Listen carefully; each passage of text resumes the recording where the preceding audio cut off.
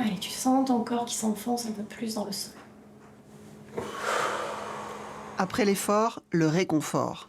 William vient de passer un examen à l'oral. Étudiant en Master 2 à Kedge, il s'offre une pause salutaire et gratuite avec la sophrologue. La plénitude à l'intérieur de toi. L'école de commerce vient d'ouvrir une maison de santé sur le campus de Lumini à Marseille. Le mardi et le jeudi, divers thérapeutes offrent des créneaux aux étudiants. Naturopathie, médiation animale, ostéopathie, massage assis, sans parler des psychologues et du médecin généraliste. Ce lieu, dédié à la santé, c'est la réponse de l'école à la détresse de nombreux élèves, constatée par l'équipe éducative et confirmée par une enquête interne. C'est comme partout ailleurs, les étudiants aussi renoncent à des soins de santé, ne vont pas très bien au niveau de leur santé mentale. 34% d'entre eux nous ont dit qu'ils avaient besoin d'un psychologue. On a 64% des étudiants qui ont répondu qu'ils avaient renoncé à des soins de santé physique, de voir un médecin, durant l'année, durant les 12 derniers mois. Alors pour des raisons financières pour certains, alors ça c'est surtout nos étudiants internationaux qui n'ont pas la carte vitale, du coup malheureusement, et qui du coup ne vont pas voir le médecin alors qu'ils en auraient besoin, et pour des raisons d'éloignement. La porte de l'assistante sociale est la première à laquelle les étudiants frappent. Le financement des études de commerce est une source de stress chronique. Comment se passent les examens? Vous avez fini vos examens? Non, là, il m'en reste encore 2 demain et un examen d'Excel jeudi. Je me suis rendu compte que ça allait être compliqué et j'ai eu du mal à trouver mon appartement. Ça m'a un peu ouvert les yeux sur on va dire, la réalité du monde parce que je ne m'étais pas trop éloigné de chez moi à la base. Et c'était la première fois que je m'éloignais autant et que je devais prendre toutes ces responsabilités. Est-ce qu'il vous arrive de percevoir une grande souffrance de la part de ces étudiants? Oui.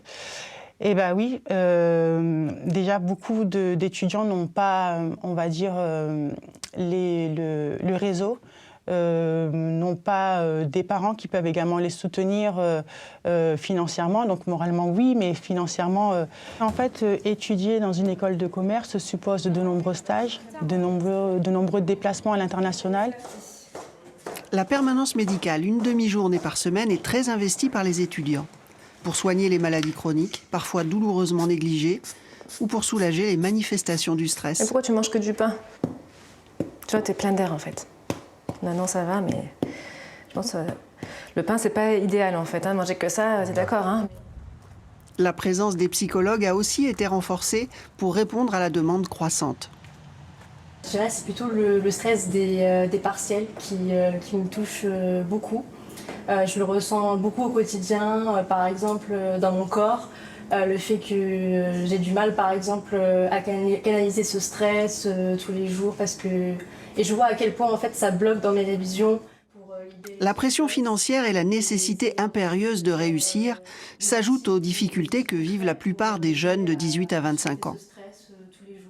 Le fait d'avoir été confiné et d'avoir été chez soi pendant un certain temps sans voir du monde et échanger que par réseaux sociaux a fait que quand les étudiants sont revenus sur le campus, ça a été très compliqué pour certains parce que finalement ils ont appris à communiquer différemment.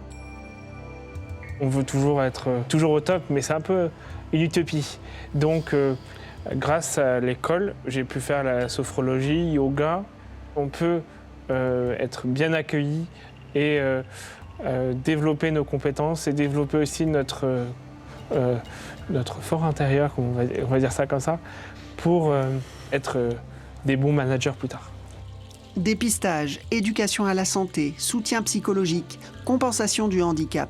L'objectif de la maison de santé est ambitieux. Il complète le développement de l'aide sociale.